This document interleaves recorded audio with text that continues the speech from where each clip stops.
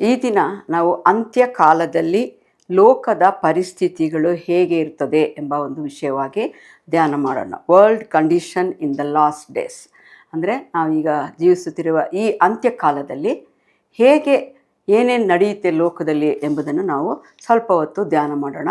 ಇದು ಬಹಳ ಮುಖ್ಯವಾದದ್ದು ಮತ್ತು ನಮಗೂ ನಮ್ಮ ಮಕ್ಕಳಿಗೂ ವಂಶಪಾರಂಪರ್ಯವಾಗೂ ಇದು ತಿಳಿದುಕೊಳ್ಳುವುದು ಬಹಳ ಮುಖ್ಯವಾಗಿದೆ. ಓದೋಣ. 2ನೇ ತಿಮೋಥೆಯವರಿಗೆ ಬರೆದ ಪತ್ರಿಕೆ 3ನೇ ಅಧ್ಯಾಯ 1 ಮತ್ತು 5, 6, 7ನೇ ವಚನಗಳು. ಕಡೆ ದಿವಸಗಳಲ್ಲಿ ಹೇಗಿರ್ತದೆ ಅಂದರೆ ಜನರು ಭಕ್ತಿನೆಲ್ಲ ಕಳ್ಕೊಂಡಿರ್ತಾರೆ, ಒಬ್ಬರಿಗೊಬ್ಬರು ದ್ವೇಷ ಮಾಡ್ತಾರೆ, ಒಬ್ಬರಿಗೊಬ್ಬರು ಅನ್ಯಾಯ ಮಾಡ್ತಾರೆ, ಸಮಾಧಾನನೇ ಆಗೋದಿಲ್ಲ ಯಾವುದಕ್ಕೂ, ಮತ್ತು ದಮೆ ಎಲ್ಲವರಾಗಿ ಜೀವಿಸ್ತಾರೆ, ಒಬ್ಬರೊಬ್ಬರನ್ನು ದ್ವೇಷಿಸ್ತಾರೆ. ಇದು ಅಂತ್ಯ ದಿನಗಳಲ್ಲಿ ಇನ್ನೂ ಹೆಚ್ಚಾಗುತ್ತೆ ಅಂತ ದೇವ್ರ ವಾಕ್ಯ ಹೇಳ್ತದೆ. ಓದಿ ನೋಡೋಣ. ಆದರೆ ಕಡೆ ದಿವಸಗಳಲ್ಲಿ ಕಠಿಣ ಕಾಲಗಳು ಬರುವುದೆಂಬುದನ್ನು ತಿಳಿದುಕೋ. ನಾವು ಒಬ್ಬೊಬ್ಬರು ತಿಳ್ಕೋಬೇಕು. ಇನ್ನು ಮುಂದೆ ಬರೋದೆಲ್ಲ ಯಾವುದು ಸುಖವಾಗಿರೋಲ್ಲ, ಎಲ್ಲ ಕಠಿಣ ಕಾಲವಾಗಿರ್ತದೆ. ಮನುಷ್ಯರು ಸ್ವಾರ್ಥ ಚಿಂತಕರು, ಎಲ್ಲರೂ ಸೆಲ್ಫಿಶ್ ಆಗಿರ್ತಾರೆ. ಹಣದಾಸೆ ಉಳ್ಳವರು, ಎಷ್ಟು ಹಣ ಇದ್ದರೂ ಕೂಡ ಹಣ ಬೇಕು ಅನ್ನೋ ಆಸೆಯಿಂದ ಹೆಚ್ಚು ಜನ ಮುಂದೆ ಬರ್ತಾರೆ.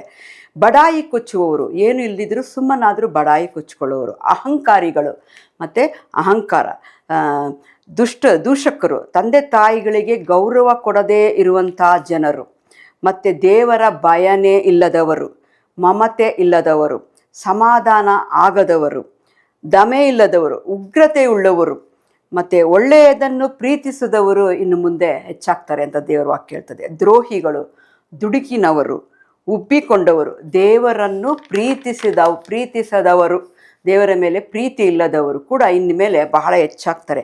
ಭೋಗಗಳನ್ನೇ ಹೆಚ್ಚಾಗಿ ಪ್ರೀತಿಸ್ತಾರೆ. ಭೋಗಗಳಂದರೆ ಲೋಕದ ಸುಖಗಳನ್ನ ಅವರು ಆಸೆ ಪಡ್ತಾರೆ. ಭಕ್ತಿಯ ವೇಷ ಧರಿಸ್ಕೊಳ್ತಾರೆ, ಆದರೆ ಅವರು ಬಲನ ಬೇಡ ಅಂತಾರೆ. ಈ ರೀತಿ ಇರ್ತಾರೆ. ಸ್ತ್ರೀಯರು ಕೂಡ ವಚನ ಹೇಳ್ತದೆ, ಸ್ತ್ರೀಯರು ಯಾವಾಗಲೂ ವಾಕ್ಯ ಕೇಳುತ್ತಿದ್ದರೂ ಸತ್ಯದ ಪರಿಜ್ಞಾನ ಇಲ್ಲದೆ ಜೀವಿಸ್ತಾರೆ ಅಂತ ದೇವರ ವಾಕ್ಯ ಹೇಳ್ತದೆ. ಚೆನ್ನಾಗಿ ನೀವು ಮನೇಲಿ ಓದ್ರಿ. 2 ತಿಮೋಥೆ 3ನೇ ಅಧ್ಯಾಯ 5, 6, 7ನೇ ವಚನಗಳಲ್ಲಿ ಅಂತ್ಯಕಾಲದಲ್ಲಿ ಮನುಷ್ಯರು ಹೇಗಿರ್ತಾರೆ ಎಂಬುದನ್ನು ಸ್ಪಷ್ಟವಾಗಿ ಕೊಟ್ಟಿದ್ದಾರೆ. ಮತ್ತೊಂದು ವಾಕ್ಯ ನೋಡೋಣ. 2ನೇ ತಿಮೋಥೆಯವರಿಗೆ ಬರೆದ ಪತ್ರಿಕೆ 4ನೇ ಅಧ್ಯಾಯ 3 ಮತ್ತು 4ನೇ ವಚನಗಳು. ಮತ್ತೊಂದು ಸಾರಿ ಹೇಳ್ತೀನಿ. 2ನೇ ತಿಮೋಥೆಯವರಿಗೆ ಬರೆದ ಪತ್ರಿಕೆ 4ನೇ ಅಧ್ಯಾಯ 3 ಮತ್ತು 4ನೇ ವಚನಗಳು. ಯಾಕೆಂದರೆ ಜನರು ಸ್ವಸ್ಥ ಬೋಧನೆಯನ್ನು ಇಷ್ಟಪಡಲ್ಲ. ಇದು ಹೀಗಿದೆ ಹಾಗಿದೆ ಅಂದರೆ ಅವ್ರು ಇಷ್ಟಪಡೋದಿಲ್ಲ. ಅವರು ಸಹಿಸಕ್ಕಾಗದೇ ಇರೋಂಥ ಕಾಲ ಬರ್ತದಂತೆ ಮುಂದಕ್ಕೆ. ಅಷ್ಟೇ ಇಲ್ಲ, ತೀಟೆ ಕಿವಿಗಳುಳ್ಳವರಾಗಿ, ಅಂದರೆ ತಮಗಿಷ್ಟ ಬಂದದ್ದನ್ನ ಕೇಳೋಕ್ಕೆ ಇಷ್ಟಪಡೋಂಥವ್ರು, ಕಿವಿಲಿ ಅವ್ರಿಗೆ ಬೇಕಾದ್ದನ್ನು ಕೇಳಬೇಕು ಅಂತ ಆಸೆ ಪಡೋ ಜನರು, ಮತ್ತು ದುರಾಶೆಗಳಿಗೆ ಬೀಳೋಂಥ ಜನರು, ಮತ್ತು ಅನೇಕ ಉಪದೇಶಕರನ್ನು ಯಾರು ಅನುಕೂಲವಾಗಿ ಮಾತಾಡ್ತಾರೆ, ಬರೀ ಆಶೀರ್ವಾದವಾಗಿ ಮಾತಾಡ್ತಾರೆ, ಅಂಥ ಪಾಸ್ಟರ್ಗಳನ್ನ, ಅಂಥ ಸೇವಕರಗಳನ್ನ ಮಾತ್ರ ಇಷ್ಟಪಡ್ತಾರಂತೆ ಮುಂದಕ್ಕೆ. ಓದೋಣ. ಯಾಕೆಂದರೆ ಜನರು ಸ್ವಸ್ಥ ಬೋಧನೆಯನ್ನು ಸಹಿಸದೆ ಕಾಲವು ಬರುತ್ತದೆ, ಅದರಲ್ಲಿ ಅವರು ತೀಟೆ ಕಿವಿಗಳುಳ್ಳವರಾಗಿ ತಮ್ಮ ದುರಾಶೆಗಳಿಗೆ ಅನುಕೂಲವಾದ ಅನೇಕ ಉಪದೇಶಕರನ್ನು ಅವರು ಇಟ್ಟುಕೊಳ್ಳುವರು. ಸತ್ಯ ಬೋಧನೆಗೆ ಕಿವಿಗೊಡದೆ ಕಲ್ಪನಾ ಕಥೆಗಳನ್ನು ಕೇಳುವುದಕ್ಕೆ ಹೋಗುವರು ಅಂತ ದೇವರ ವಾಕ್ಯ ಹೇಳ್ತದೆ. ಹೊಸ ಒಡಂಬಡಿಕೆಯಲ್ಲಿ ಕಡೆ ದಿವಸಗಳು ಅಂದರೆ ಸಾಮಾನ್ಯವಾಗಿ ಕ್ರಿಸ್ತನ 2ನೇ ಬರೋಣ. ಅದಕ್ಕೆ ಮುಂಚೆ ಈ ಜನರು ಈ ರೀತಿ ಇರ್ತಾರೆ. ಅವ್ರು ಯಾವುದಕ್ಕೂ ಇಷ್ಟ ಆದದನ್ನ ಮಾತ್ರ ಕೇಳಿಸ್ಕೊಳ್ತಾರೆ ಹೊರತು ಸತ್ಯವೇದಿಂದ ಸತ್ಯ ಹೇಳಿದ್ರು ಕೂಡ ನಂಬದೇ ಹೋಗೋಂಥ ಪರಿಸ್ಥಿತಿ ಇನ್ನು ಮುಂದಿನ ದಿನಗಳಲ್ಲಿ ಬರ್ತದೆ. ಆದರೆ ಹೊಸ ಒಡಂಬಡಿಕೆಯಲ್ಲಿ ಕಡೆ ದಿವಸಗಳು ಎಂಬುದು ಸಾಮಾನ್ಯವಾಗಿ ಕ್ರಿಸ್ತನ 2ನೇ ಬರೋಣಕ್ಕೆ ಮುಂಚೆ ಅನ್ನೋದೇ ಅವರು ಕಡೆ ದಿವಸಗಳು ಅಂತ ಹೇಳ್ತಾರೆ. ಆದರೆ ಪೌಲನು ಸ್ಪಷ್ಟವಾಗಿ ಹೇಳ್ತಾ ಇದ್ದಾನೆ, ಇಲ್ಲಿ ನೀಡಿರುವ ಕಡೆ ದಿವಸಗಳ ಚಿತ್ರಣ ಪೌಲನ ಕಾಲದಿಂದ ಪ್ರಸ್ತುತ ಕಾಲದ ತನಕ ಪ್ರತಿಯೊಂದು ಮಾನವ ಪೀಳಿಗೆ ಸುಲಭವಾಗಿ ಅನ್ವಯಿಸಬಹುದು. ಪೌಲನು ಹೇಳ್ತಾ ಇದ್ದಾನೆ, ಅವನ ಕಾಲದಿಂದಲೂ ನಾವೀಗಿರೋ ಕಾಲದಿಂದಲೂ ನಮ್ಮ ಮುಂದಿನ ವಂಶ ಪೀಳಿಗೆಗಳು ಯಾವುದಿರುತ್ತೋ ಎಲ್ಲರಿಗೂ ಅನ್ವಯವಾಗುವಂಥದ್ದು ಈ ಒಂದು ವಾಕ್ಯ ಎಂಬುದಾಗಿ ಹೇಳ್ತಾ ಇದ್ದಾನೆ. ಲೋಕದಲ್ಲಿ ಕಾಣಬರುವ ಚಿಹ್ನೆ ಗುರುತುಗಳನ್ನು ನೋಡಿ. ಈಗ ಅಂತ್ಯಕಾಲದಲ್ಲಿ ಅನೇಕ ಗುರುತುಗಳನ್ನ ನೋಡ್ತೀವಿ, ಅನೇಕ ಚಿಹ್ನೆಗಳು ನಮಗೆ ಗೊತ್ತಾಗ್ತದೆ. ಅದು ತಿಳ್ಕೋಬೇಕು ನಾವು, ಓ ಇದು ಅಂತ್ಯಕಾಲದಲ್ಲಿ ನಾವು ಇದ್ದೇವೆ ಅಂತ. ಇಡೀ ಪ್ರಪಂಚದಲ್ಲೇ ಭೂಕಂಪಗಳು ದೊಡ್ಡ ದೊಡ್ಡ ಪರಿಮಾಣದಲ್ಲಿ ಹಾಗೂ ಆಗಾಗ್ಗೆ ಉಂಟಾಗುವವು. ಇದು ನೆನಪಲ್ಲಿ ಇಟ್ಕೊಳ್ಳಿ. ಇನ್ನು ಮುಂದೆ ಎಲ್ಲೋ ನಾವು ಇಷ್ಟು ದಿವಸ ಎಲ್ಲೋ ಒಂದು ಭೂಕಂಪ ಆಯಿತು ಅಂತ ಕೇಳಿಸ್ಕೊತಾ ಇದ್ವಿ, ಅಥವಾ ಏನೋ ಸ್ವಲ್ಪ ಹಿಂಗೆ ಶೇಕ್ ಆಯಿತು ಅಂತ ಕೇಳಿಸ್ಕೊತಾ ಇದ್ವಿ. ಆದರೆ ಈ ಅಂತ್ಯಕಾಲದ ದಿನಗಳಲ್ಲಿ ಭೂಕಂಪಗಳು ಆಗಾಗ್ಗೆ ನಡೀತಾ ಇರುತ್ತೆ. ಮತ್ತು ಬೇರೆ ಬೇರೆ ಎಲ್ಲ ರಾಜ್ಯಗಳಲ್ಲಿ ಎಲ್ಲಿ ನೋಡಿದ್ರೂ ಭೂಕಂಪ ಆಯಿತು ಅಂತ ಹೇಳುವಂಥ ಪರಿಸ್ಥಿತಿ ಈ ಅಂತ್ಯಕಾಲದಲ್ಲಿ ಬರ್ತದೆ. ಆಗ ನಾವು ತಿಳ್ಕೋಬೇಕು, ಓ ಕಾಲ ಅಂತ್ಯ ಆಗ್ತಾ ಇದೆ ಅಂತ. ಓದಿ ಯೆಶಾಯನ ಪುಸ್ತಕ 24ನೇ ಅಧ್ಯಾಯ 18, 19, 20. ಇಲ್ಲಿ ಚೆನ್ನಾಗಿ ಇನ್ನು ಚಿತ್ರಿಸಿದ್ದಾರೆ. ಭಯ ಸಪ್ಪಳದಿಂದ ಓಡಿ ಹೋಗುವವನು ಗುಂಡಿಯಲ್ಲಿ ಬೀಳುವನು. ಭೂಕಂಪಗಳು ಆಗ್ತಾ ಇದೆ ಅಂತ ಕೇಳಿದ ತಕ್ಷಣ ಜನರು ಎದುರುಕೊಂಡು ಎಲ್ಲೂ ಓಡೋಡ್ಬೇಕು ಅಂತ ಗೊತ್ತಾಗಲ್ಲ. ಯಾವುದೋ ಬಾವಿದ್ರೂ ಸರಿ ಅಲ್ಲೇ ಹೋಗಿ ಔಸ್ಕೊಂಬಿಡೋಣ ಅಂತ ಹೋಗಿ ಬಾವಿ ಒಳಗೆ ಬೀಳೋದನ್ನ ನಾವು ನೋಡ್ತೀವಿ ಇನ್ನು ಮುಂದಕ್ಕೆ. ಭಯ ಸಪ್ಪಳಿಂದ ಓಡಿ ಹೋಗುವವನು ಗುಂಡಿಯನ್ನು ಹತ್ತಿ ಬರುವವನು ಗುಂಡಿಯಲ್ಲೇ ಬೀಳುವನು, ಮತ್ತೆ ಬಲೆಗೆ ಸಿಕ್ಕಿಕೊಳ್ಳುವನು. 19ನೇ ವಚನ ಹೇಳ್ತದೆ, ಆಕಾಶ ದ್ವಾರಗಳು ಭೂಮಿಯು ಒಡೆದೇ ಇದೆ, ಬರಿದೇ ಬಿರಿದಿದೆ, ಕದಲಿಯೇ ಹೋಗಿದೆ ಅನ್ನಷ್ಟು ಭಯ ಆಗ್ತದಂತೆ. ಆಕಾಶನೇ ತೆರೆದೈತೇನೋ, ಭೂಮಿನೇ ಬಿಚ್ಚೋಯ್ತೇನೋ ಅಂತ ಒಂದು ಭಯ ಆಗ್ತದಂತೆ ಈ ಒಂದು ಭೂಕಂಪ ಆಗುವಾಗ. ಭೂಮಿಯು ಅಮಲೇರಿದವನ ಹಾಗೆ ಓಲಾಡ್ತದೆ. ಸುಮ್ಮನೆ ಭೂಮಿ ಇಷ್ಟಿಷ್ಟಕ್ಕೆ ಶೇಕ್ ಆಗಲ್ಲ. ಅಮಲು ಯಾರ ಕುಡಿದಿದ್ರೆ ಅವ್ರಿಗೆ ಹೇಗೆ ಮತ್ತೆ ಇರಿದಾಗ ಅವ್ರು ಹೆಂಗೆ ಆಡ್ತಾ ಇರ್ತಾರೋ ಆ ಥರ ಭೂಮಿ ಹೀಗೆ ಆಡ್ತದಂತೆ. ಅಷ್ಟರ ಮಟ್ಟಿಗೆ ಭೂಕಂಪ ಅಂತ ಒಂದು ಪರಿಮಾಣದಲ್ಲಿ ಅಷ್ಟೊಂದು ಅಳತೆಯಲ್ಲಿ ಭೂಕಂಪ ನಡೀತದಂತೆ. ಇನ್ನು ಮುಂದೆ ನಾವು ಇಷ್ಟು ದಿವಸ ನೋಡಿದಂತಲ್ಲ. ನೋಡಿ, ನಾವು ಇಂತಿರೋ ಸ್ಥಳನೇ ಹಿಂಗೆ ಆಡಿದ್ರೆ ನಾವು ಹೆಂಗಿರ್ತೀವಿ, ನಾವೆಲ್ಲಿರ್ತೀವಿ, ನಮ್ಮ ಮನೇಲಿ ಇರೋದೆಲ್ಲ ವಸ್ತುಗಳು ಎಲ್ಲಿರ್ತದೆ ಅಂತ ನಾವು ಕಲ್ಪನೆ ಮಾಡಿ ನೋಡ್ಕೊಳ್ಳೋಣ. ಅಮೂಲೇರಿದ ಮನುಷ್ಯನಂತೆ ಇರ್ತದಂತೆ. ಮತ್ತೆ ಮರೀಚಿಕೆಯಂತೆ ತೂಗಾಡ್ತಿರ್ತದಂತೆ. ಅದರ ದ್ರೋಹವು ಅದಕ್ಕೆ ಭಾರವಾಗಿದೆ. ಭೂಮಿಲಿ ನಡೆದಂಥ ಎಲ್ಲ ಪಾಪಗಳು, ಅದರ ದ್ರೋಹಗಳು ಆ ಭೂಮಿಗೆ ಭಾರ ಆಗಿ ಭೂಮಿ ಹೀಗೆ ಓಲಾಡ್ತದಂತೆ. ಅದು ಬಿದ್ದೇ ಹೋಗ್ತದೇನೋ, ತಿರುಗಿ ಹೇಳೋದೇ ಇಲ್ವೇನೋ, ಈ ರೀತಿಯೆಲ್ಲ ಒಂದು ಮನಸ್ಸಿನಲ್ಲಿ ಬರುವಂಥ ಒಂದು ಪರಿಸ್ಥಿತಿಯಲ್ಲಿ ಭೂಕಂಪಗಳು ನಡೆಯುತ್ತದೆ ಇನ್ನು ಮುಂದಿನ ದಿನಗಳಲ್ಲಿ ಆದಷ್ಟು ಬೇಗನೆ. ಯಾಕಂದರೆ ವಾಕ್ಯದಲ್ಲಿ ಹೇಳಿದಂಥ ಎಲ್ಲ ಸೂಚನೆಗಳು ಮುಗಿತಾ ಬರ್ತಾ ಇದೆ. ಇನ್ನು ಮುಂದೆ ಇದು ನಡೆಯುವಂಥದ್ದು ಇಂಥದ್ದೇ. ಆಗ ನಾವು ಎಚ್ಚೆತ್ಕೊಳ್ಬೇಕು. ಆಗಲೂ ಏನೋ ಬಂತು ಅಂತ ಇದ್ದರೆ ನಾವು ಪರಲೋಕನ ಸೇರೋಕ್ಕೆ ಸಾಧ್ಯ ಇಲ್ಲ. ಎರಡನೇದಾಗಿ, ಲೋಕದಲ್ಲಿ ಎಲ್ಲಿ ನೋಡಿದ್ರೂ ಫ್ಯಾಮೈನ್, ಎಲ್ಲಿ ನೋಡಿದ್ರೂ ಊಟ ಇಲ್ಲ, ಅಕ್ಕಿ ಇಲ್ಲ, ಅನ್ನ ಇಲ್ಲ, ಈ ರೀತಿ ಭಯಂಕರವಾದ ಬರಗಳು ಬರ್ತದಂತೆ ಇನ್ನು ಮುಂದಕ್ಕೆ. ಮತ್ತು ಎಲ್ಲ ಬೆಳೆಗಳು ಕೂಡ ನೀವು ಎಷ್ಟೇ ಚೆನ್ನಾಗಿ ನೋಡ್ಕೊಳ್ತಾ ಇದ್ರು ಎಲ್ಲ ನಾಶ ಆಗ್ತದೆ. ಆ ಬೆಳೆಗಳು ನಾಶ ಆದಾಗ ಏನಂತೆ, ಆಹಾರಗಳಿಲ್ಲ ಅಂದರೆ ಏನು, ಮತ್ತು ಮಕ್ಕಳು ನಾವು ಜೀವಿಸೋದು ಹೇಗೆ, ಇಂಥ ಒಂದು ಈ ಕಡೆಗಾಲದಲ್ಲಿ ಬರ್ತದೆ ಅಂತ ತಿಳಿಸ್ತಾ ಇದ್ದಾರೆ. ಮತ್ತಾಯ 24ನೇ ಅಧ್ಯಾಯ 7ನೇ ವಚನದಲ್ಲಿ ನೋಡೋಣ. ಜನಕ್ಕೆ ಜನ ವಿರೋಧ ಮಾಡ್ತಾರಂತೆ, ಒಬ್ರಿಗೊಬ್ರು ನೋಡೋಕ್ಕೆ ಆಗಲ್ಲ. ರಾಜ್ಯಕ್ಕೆ ರಾಜ್ಯ ವಿರೋಧ, ರಾಜ್ಯಕ್ಕೆ ಏನಾದ್ರು ಗಲಾಟೆಗಳು, ಭೂಕಂಪಗಳು, ಬರಗಳು ಅಲ್ಲಲ್ಲಿ ಎಲ್ಲೆಲ್ಲಿ ನೋಡ್ತೀವೋ ಅಲ್ಲೆಲ್ಲ ಈ ವಿಷಯನ ನಾವು ಕೇಳ್ತಾನೇ ಇರ್ತೀವಿ. ಮುಂದೆ ಜನರು ಒಬ್ರಿಗೊಬ್ರು ದ್ವೇಷ ಮಾಡ್ತಾರೆ, ರಾಜ್ಯ ದ್ವೇಷ ಮಾಡ್ತದೆ. ಮೂರನೇದಾಗಿ ವಾಟರ್ ಡಿಸಾಸ್ಟರ್ ಅಂದರೆ ಜಲ ವಿಕೋಪ, ಜಲದಲ್ಲಿ ಒಂದು ಕೋಪ ಬರೋದನ್ನ ನಾವು ಮುಂದಿನ ದಿನಗಳಲ್ಲಿ ನೋಡ್ತೀವಿ. ಅಂದರೆ ಜಲ ಪ್ರವಾಹಗಳು, ಫ್ಲಡ್ಸ್, ಕನ್ನಡದಲ್ಲಿ ಜಲ ಪ್ರವಾಹಗಳು, ಫ್ಲಡ್ಗಳು ಬರ್ತಾನೆ ಇರ್ತದೆ ಇನ್ನು ಮುಂದಕ್ಕೆ. ಅಷ್ಟೇ ಅಲ್ಲ, ಆ ಫ್ಲಡ್ಗಳು ಬಂದು ಭೂಮಿಲಿರೋ ಮಣ್ಣು, ಕೆಸರು ಎಲ್ಲ ಚೆನ್ನಾಗಿ ತೇವ ಆಗೋಗ್ಬಿಟ್ಟು ಸಡನ್ನಾಗಿ ಕುಸಿತ ಆಗ್ಬಿಡ್ತದಂತೆ. ನಾವು ಅಂದ್ಕೊಳ್ತೀವಿ, ಈ ಭೂಮಿ ಮೇಲೆ ಕಾಲಿಡ್ಬೋದು ಅಂದ್ಕೊಂಡು ಸ್ಟೆಪ್ ಇಡೋಷ್ಟೊತ್ತಿಗೆ ಅದು ಕೆಳಗೆ ಕುಸಿತೋಗುತ್ತೆ. ಅದಕ್ಕೆ ಕೆಸರು ಕುಸಿತ ಅಂತ ಕನ್ನಡದಲ್ಲಿ ಹೇಳ್ತಾರೆ. ಇಂಗ್ಲೀಷ್ನಲ್ಲಿ ಮಡ್ ಸ್ಲೈಡ್ಸ್ ಅಂತ ಹೇಳ್ತಾರೆ. ಇದು ಇನ್ನು ಮುಂದೆ ಜಾಸ್ತಿ ನಡೆಯುತ್ತೆ. ನಾವು ನಡೆಯುವಾಗಲೂ ಸ್ವಲ್ಪ ಕೇರ್ಫುಲ್ಲಾಗಿರೋಂಗೆ ಆಗುತ್ತೋ ಏನೋ. ಮುಂದೆ ನಮ್ಮ ಕಾಲದಲ್ಲೂ ಆಗ್ಬೋದು, ನಮ್ಮ ಮುಂದಿನ ವಂಶದಲ್ಲೂ ಆಗ್ಬೋದು. ಉಬ್ಬರ ಇಳಿತ ಪ್ರವಾಹ. ಪ್ರವಾಹ ಹೇಗೆ ಅಂದರೆ ಒಂದೇ ಲೆವೆಲಲ್ಲಿ ಬರಲ್ಲ, ಇದ್ದಕ್ಕಿದಂಗೆ ಮೇಲೆ ಹೋಗುತ್ತೆ, ಇದ್ದಕ್ಕಿದಂಗೆ ಕೆಳಗೆ ಬರುತ್ತೆ.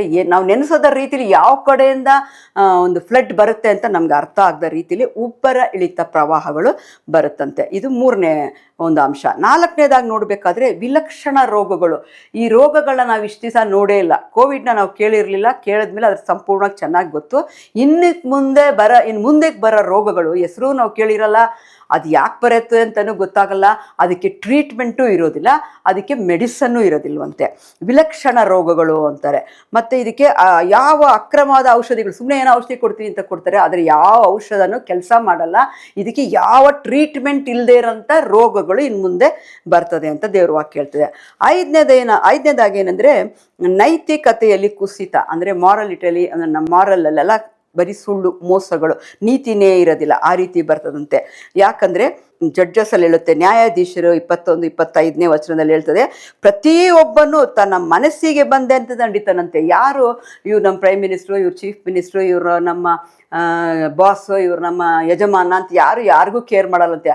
ಅವ್ರಿಷ್ಟ ಬಂದಂಗೆ ಜೀವಿಸ್ತಾರಂತೆ ಇನ್ಮೇಲೆ ಮನುಷ್ಯರು.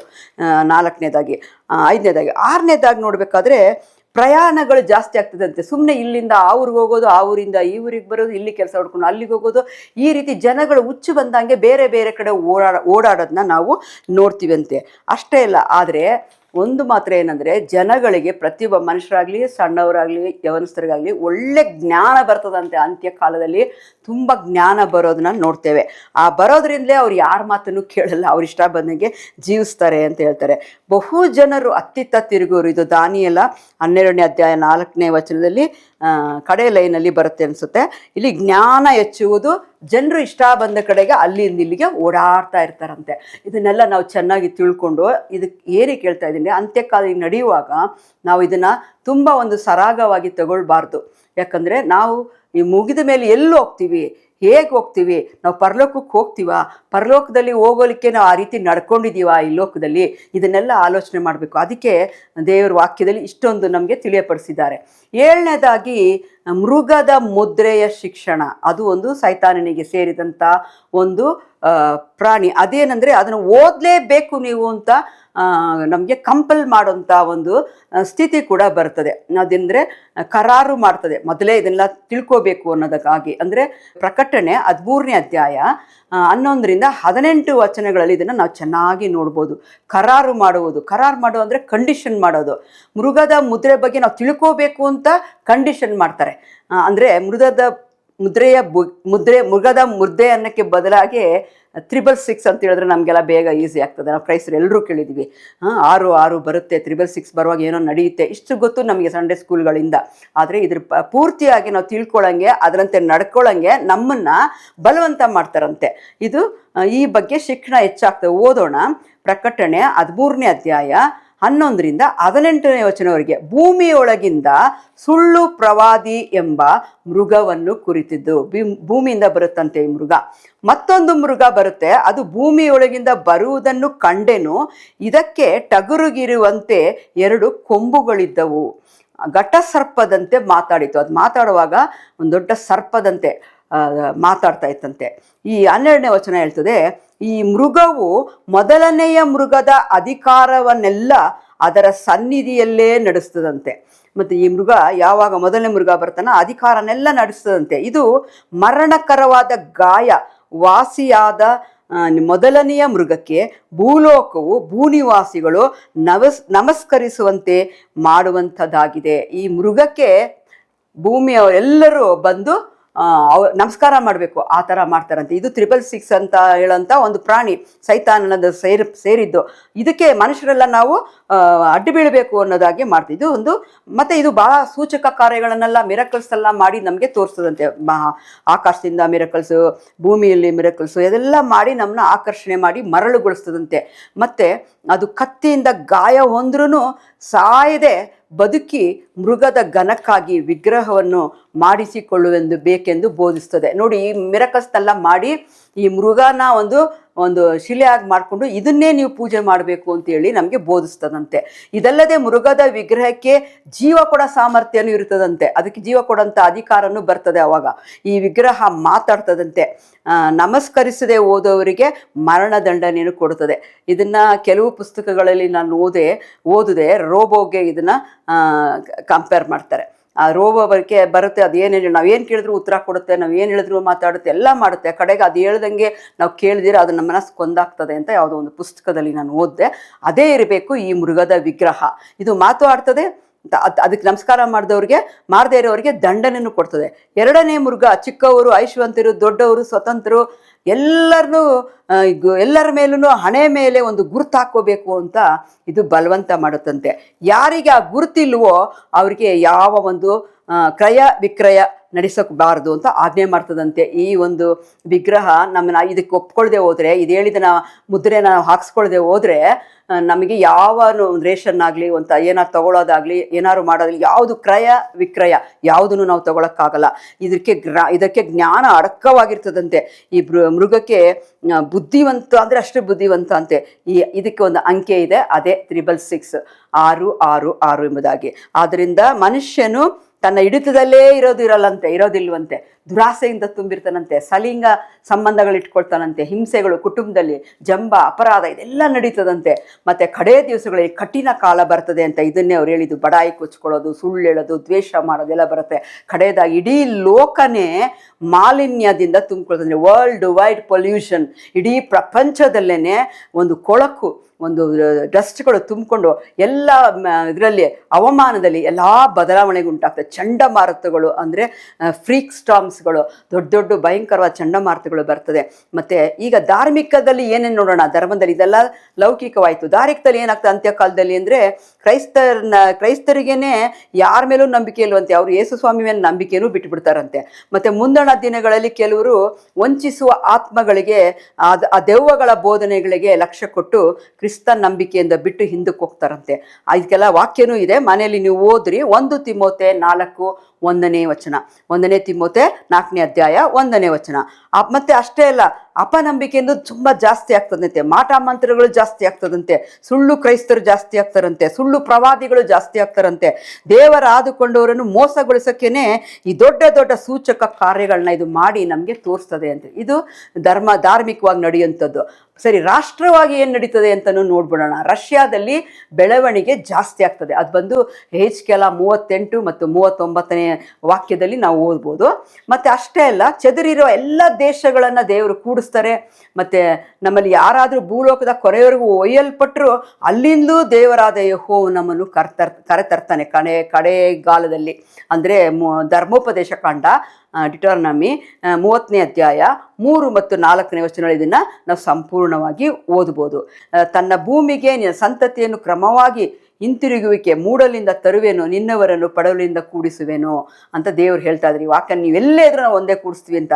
ಅಷ್ಟೇ ಅಲ್ಲ, ಒಂದೇ ದಿನದಲ್ಲಿ ರಾಷ್ಟ್ರ ಹುಟ್ಟುತ್ತದಂತೆ. ಅದು ಕಷ್ಟ, ಆದ್ರೂ ನೀವು ಓದಿ ನೋಡ್ರಿ. ಯೆಶಾಯ 66:8 ಇದೆಲ್ಲ ಅಂತ್ಯಕಾಲದಲ್ಲಿ ನಡೆಯುವಂಥದ್ದು. ಕೆಲವು ವಾಕ್ಯಗಳನ್ನ ಮಾತ್ರ ಹೇಳಿದ್ದೀನಿ, ನೀವು ತಿರುಗಿ ಇದನ್ನು ಧ್ಯಾನ ಮಾಡಬೇಕು. ಅಷ್ಟೇ ಅಲ್ಲ, ಎಲ್ಲ ಹಣ, ಆಗಿನ ಕಾಲದಲ್ಲಿತ್ತಲ್ಲ ಹಣ ಚಲಾವಣೆ, ಏನ್ಷಿಯಂಟ್ ಕರೆನ್ಸಿ ಎಲ್ಲ ಬದಲಾವಣೆ ಆಗ್ತದಂತೆ. ಈಗಿರೋ ಕಾಸು, ನಾಣ್ಯ, ನೋಟು ಇರ್ತದೋ ಇರುವ ಗೊತ್ತಿಲ್ಲ. ಹಳೆ ಕಾಲದಲ್ಲಿ ಹೇಗಿತ್ತೋ ಆ ಥರ ಹಣ ಎಲ್ಲ ಬದಲಾವಣೆ ಆಗ್ತದಂತೆ. ಆವಾಗ 8 ಡೇಸಲ್ಲಿ ಇದೀವಿ, ನಾವು ಆಲ್ರೆಡಿ ಜೀವಿಸ್ತಿದ್ವಿ ಅಂತ ತಿಳ್ಕೊಬೇಕು. ಅಷ್ಟೇ ಅಲ್ಲ, ಲ್ಯಾಂಡ್ ಆಫ್ ಬ್ಲೂಮಿಂಗ್, ಕಾಡಾಗಿದ್ದ ಭೂಮಿಗಳೆಲ್ಲ ಏದೆನ್ ತೋಟದಂತೆ ಉದ್ಯಾನ ಗಾರ್ಡನ್ ಥರ ಅದು ಚೆನ್ನಾಗಿ ಆಗ್ತದೆ ಅಂತ ಹೇಳ್ತದೆ. ಅದಕ್ಕೂ HKL 36ನೇ ಅಧ್ಯಾಯ 35ನೇ ವಚನದಲ್ಲಿ ಅದನ್ನು ನೋಡ್ಬೋದು. ಹಾಳಾದ ಪಟ್ಟಣಗಳೆಲ್ಲ ಕೋಟೆ ಕೊತ್ತಲಿಂದ ಕೂಡಿ ಜನ ಸಂಖ್ಯೆಯಿಂದ ತುಂಬ್ಕೊಂಡ್ಬಿಡುತ್ತೆ ಇನ್ನು ಮುಂದಿನ ದಿನಗಳಲ್ಲಿ. ಮತ್ತು ಅಷ್ಟೇ ಅಲ್ಲ, ಬೇಟೆಯ ಪಕ್ಷಿಗಳು ಎಲ್ಲೆಲ್ಲಿರ್ತದೋ ಬೇಟೆಯ ಪಕ್ಷಿಗಳೆಲ್ಲ ಒಂದೇ ಕಡೆಗೆ ಬರ್ತದಂತೆ. ಇದು ಐಸಾಯ 34 ವರ್ಸ್ 1-3 ನೋಡ್ಬೋದು. ಯೆಶಾಯ 34ನೇ ಅಧ್ಯಾಯ 1-3ನೇ ವಚನದಲ್ಲಿ ನೋಡ್ಬೋದು. ಇದು ಕಡೆ ಲೈನಲ್ಲಿ ಬರುತ್ತೆ, ನೋಡಿ ಅದನ್ನು ನೀವು ಚೆನ್ನಾಗಿ ಧ್ಯಾನ ಮಾಡ್ರಿ. ಇಷ್ಟೇ ಅಲ್ಲ, ದೇವಸ್ಥಾನದ ಆರಾಧನೆಗಳೆಲ್ಲ ಮತ್ತೆ ಹಿಂದಿರುಗಿ ಬಂದ್ಬಿಡುತ್ತದಂತೆ. ತಾನೇ ದೇವರು ಅಂತ ಹೇಳ್ಕೊಂಡು ತಮ್ಮ ದೇವಸ್ಥಾನಗಳೆಲ್ಲ ವಾಪಸ್ ಬರೋದನ್ನ ನಾವು ನೋಡ್ತೇವೆ. ಅದು 2ನೇ ಥೆಸಲೋನಿಕ 2ನೇ ಅಧ್ಯಾಯ 4ನೇ ವಚನದಲ್ಲಿ ನಾವು ಅದನ್ನು ನೋಡ್ಬೋದು. ಅಷ್ಟೇ ಅಲ್ಲ, ಎಲ್ಲೂ ಸಮಾಧಾನ ಇಲ್ಲ ಅಂತ ಒಂದು ಗೋಳಾಟ ಬರ್ತದಂತೆ ಕಡೆಯ ದಿನಗಳಲ್ಲಿ. ಇದು ಕೂಡ 1ನೇ ಥೆಸಲೋನಿಕ 5ನೇ ಅಧ್ಯಾಯ 1-3ನೇ ವಚನದವರೆಗೆ ಓದಿ ನೋಡ್ರಿ. ಮೊದಲು ಹೇಳಿದ್ದು 2ನೇ ಥೆಸಲೋನಿಕ, ಈಗ ಹೇಳ್ತಾ ಇರೋದು ಸಮಾಧಾನ ಇಲ್ಲದೆ ಇರೋದು 1ನೇ ಥೆಸಲೋನಿಕ 5ನೇ ಅಧ್ಯಾಯ 1-3ನೇ ವಚನಗಳು ನೀವು ಓದಿದಾಗ ನಿಮಗೆ ಚೆನ್ನಾಗಿ ಗೊತ್ತಾಗುತ್ತೆ. ನಮ್ಮನ್ನು ಪರಿಶುದ್ಧತೆ ಮಾಡಿಕೊಳ್ಳೋಣ. ಎಲ್ಲೆಲ್ಲಿ ಒಂದೊಂದು ಹೆಜ್ಜೆಯಲ್ಲೂ ನಾವು ಪರಿಶುದ್ಧವಾಗಿದ್ದೇವಾ, ದೇವರಿಗೆ ಇಷ್ಟವಾಗಿ ನಡ್ಕೊಳ್ತಾ ಇದ್ದೀವಾ, ಈ ವಾಕ್ಯಗಳೆಲ್ಲ ನೋಡುವಾಗ ಹೇಗಿರ್ತೇವೋ, ನಾವಿರ್ತೇವೋ, ನಮ್ಮ ಸಂತತಿಗಳಿರುತ್ತೋ, ಇದಕ್ಕೆಲ್ಲ ನಾವು ಹೇಗೆ ಪ್ರಾರ್ಥನೆ ಮಾಡಬೇಕು, ನಾವು ಹೇಗೆ ನಡ್ಕೊಳ್ಬೇಕು ಅಂತ ಕ್ರೈಸ್ತರಾದವರು ಸತ್ಯವೇದದಲ್ಲಿ ಇದನ್ನು ಓದಿ ಇನ್ನೂ ಹೆಚ್ಚಾಗಿ ತಿಳ್ಕೊಳ್ಬೇಕು. ಇದು ನಾನು ಸ್ವಂತವಾಗಿ ಹೇಳ್ತಾ ಇಲ್ಲ. ದೇವರ ವಾಕ್ಯದಲ್ಲಿ ಯಾವ ಪುಸ್ತಕ, ಯಾವ ಅಧ್ಯಾಯ, ಯಾವ ವಚನಗಳಲ್ಲಿ ಇದೆ ಅಂತ ಸ್ಪಷ್ಟವಾಗಿ ಹೇಳಿದ್ದೀನಿ. ನೀವು ಕೂಡ ಇದನ್ನು ಓದಿ ಮುಂದಿನ ಒಂದು ಬರುವಂಥ ನಮ್ಮ ವಂಶ ಪಾರಂಪರ್ಯಗಳಿಗಾಗಿ ನಾವು ಪ್ರಾರ್ಥನೆ ಮಾಡಬೇಕು, ನಮ್ಮನ್ನು ನಾವು ಒಪ್ಪಿಸ್ಕೊಡ್ಬೇಕು. ಅದಕ್ಕೋಸ್ಕರ ದೇವರು ಈ ವಾಕ್ಯಗಳನ್ನು ಕೊಟ್ಟಿದ್ದಾರೆ. ದೇವರು ಈ ಅದ್ಭುತವಾದ ವಾಕ್ಯಗಳನ್ನು ಆಶೀರ್ವದಿಸಲಿ. ಪ್ರಾರ್ಥನೆ ಮಾಡೋಣ. ತಂದೆಯಾದ ದೇವರೇ, ನಿನ್ನ ನಾಮಕ್ಕೆ ಸ್ತೋತ್ರ ಸ್ವಾಮಿ.